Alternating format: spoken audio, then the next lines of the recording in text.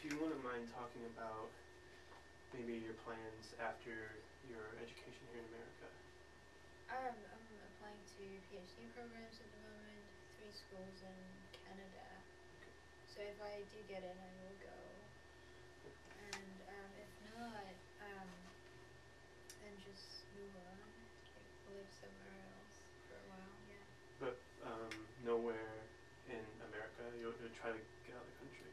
Yeah, I will. Yeah, I think 6 years is a long time to be in one place, and yeah.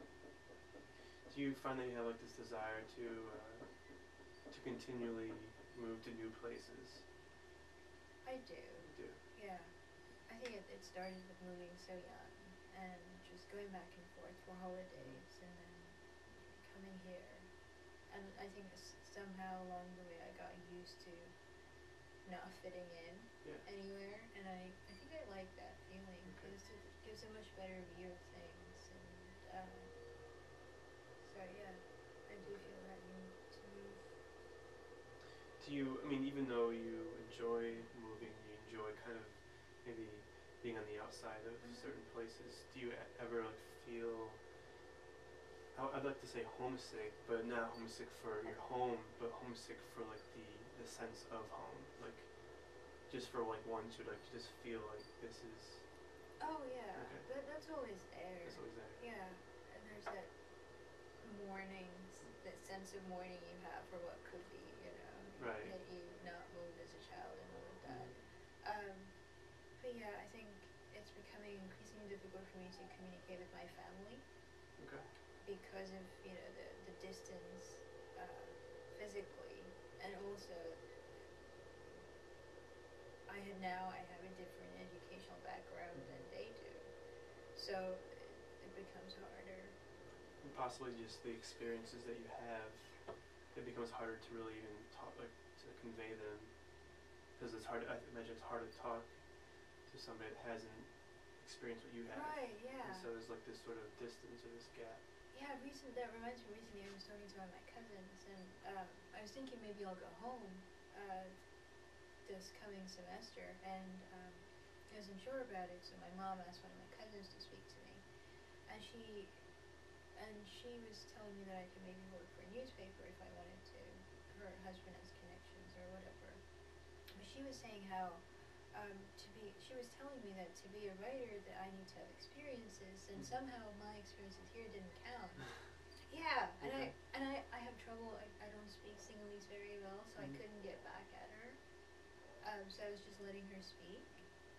But yeah, somehow to her, in her mind, like whatever I've been through here, that doesn't count, because her idea of the U.S. is it's a place where everything's easy to come by, whereas back at home,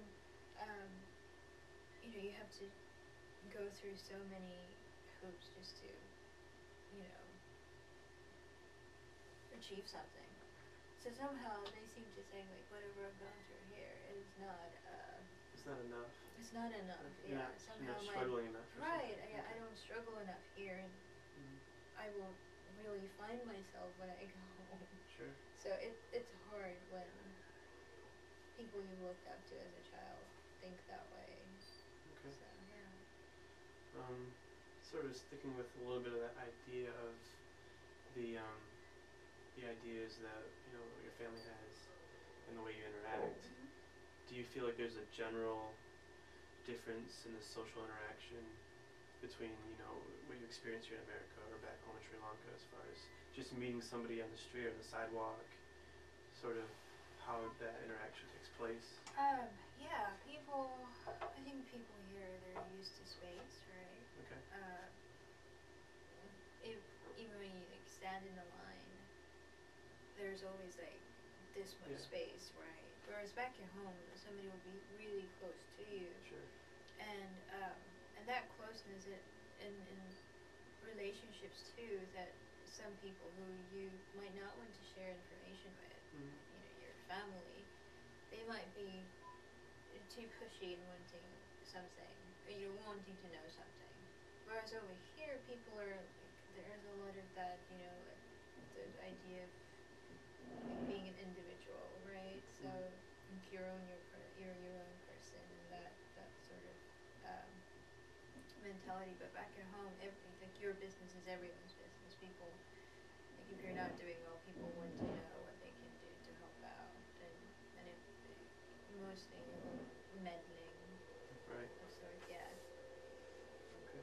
I think you're a lot more collective. Here? No, Okay. in Sri Lanka and in Bangladesh too.